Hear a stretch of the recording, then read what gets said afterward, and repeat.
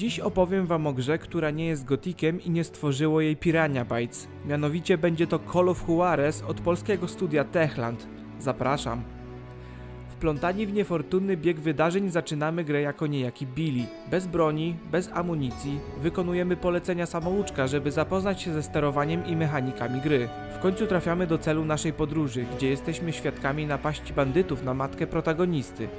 W kolejnym epizodzie odgrywamy postać pastora, który głosi Słowo Boże przed miejscowymi wieśniakami i nie szczędzi języka wobec niesfornych owieczek. I represent a higher law. I'll lock all of you up if you don't shut your yaps. Give me your weapons, McCall. Don't... No! Informacje o strzelaninie trafiają do nas i szybko udajemy się na farmę brata, zastając totalną rzeź. Po chwili zauważamy grywalną postać z początku gry. Billy ucieka przez dłuższy czas, kończąc pościg zniszczeniem mostu linowego. Więcej odkryjecie grając sami, jeśli jeszcze tego nie zrobiliście po tylu latach. Historia prowadzona z perspektywy dwóch postaci jest ciekawym zabiegiem. Jesteśmy ciekawi kolejnych wydarzeń, jakie spotkały naszych protagonistów i z zaciekawieniem zaczynamy każdy kolejny epizod. Fabuła jest interesująca i nie trudno się w niej zatracić na te niespełna kilka godzin. Żadne poboczne aktywności nie przeszkadzają nam w skupieniu się na głównym wątku i ogrywa się tą produkcję z przyjemnością i bez poczucia zmarnowanego czasu. Call of Juarez to liniowa przygoda w zamkniętych lokacjach, przerywana ekranami ładowania, nawet w miejscach, w jakich byśmy się tego nie spodziewali, no ale to gra z 2006 roku. W tle widać rozległe tereny, co daje poczucie przebywania w otwartym świecie, ale jest on ograniczony naturalnymi barierami, takimi jak rzeki, góry czy małe śmieszne płotki. W tym akurat brak realizmu, no ale wiadomo. Większość rozgrywki to pokonywanie kolejnych planszy, wybijając na nich wszystkich wrogów. Strzelaniny posiekane cutscenkami są dynamiczne i dają zastrzyk adrenaliny. Czasem też zdarzają się aktywności niezwiązane z zabijaniem, ale wszyscy wiemy, po co tu przyszliśmy. Pojedynki rewolwerowców, które tu istnieją, wykonano klarownie i przyjemnie się strzela do przeciwnika. Po upłynięciu odliczania musimy szybko zjechać myszką w dół, by wyciągnąć broń i następnie trafić do oponenta, unikając jednocześnie jego kul. Jest to proste i satysfakcjonujące.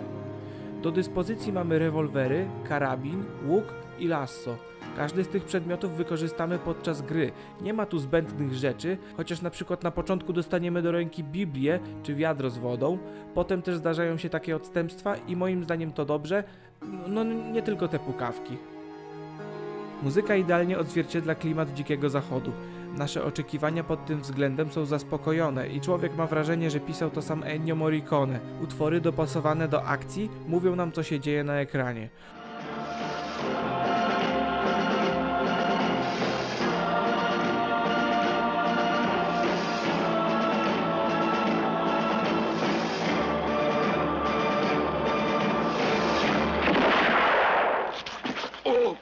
Muzyka wraz z gameplayem nadają filmowego odczucia z gry. Głosy i gra aktorów to kawałek dobrej roboty. Szkoda tylko, że brakuje polskiego dubbingu. Głosy pasują do postaci, a dźwięki broni oddają siłę strzału każdej z broni i robi to pozytywne wrażenie. Oprawa graficzna w grze jest lekko cel-shadingowa. Ta stylistyka nie odpuści nas i w kolejnych produkcjach pod tym tytułem, chociaż w przypadku pierwszej części jest on lekko zauważalny. Dzięki stylistyce gra dłużej się starzeje i nawet po latach da się na nią patrzeć z przyjemnością. Niektóre elementy zestarzały się nieco bardziej. Rozdzielczość i jakość tekstur już nie robi wrażenia, ale jak już mówiłem, stylistyka to wynagradza. Poczujemy klimat Dzikiego Zachodu i nie pomylimy go z niczym innym. Ta gra ma po prostu to, co z filmów. Western z lat 80. wylewa się z monitora, więc jeśli lubiłeś kowboi, choć trochę, to ta oprawa przypadnie ci do gustu. Łatwo uwierzyć w ten świat pomimo niewidzialnych ścian. Podsumowując, gra studia Techland to produkcja, w którą warto zagrać. Nie jest rozwleczona na dziesiątki godzin, a sztampowa fabuła i liniowa rozgrywka wcale nie odrzucają, a wręcz zachęcają. Wizja ogromu godzin i wielkiego świata może niektórych przytłoczyć. Ja zazwyczaj gram w jedną większą grę, a dla odmiany sięgam właśnie po takie produkcje.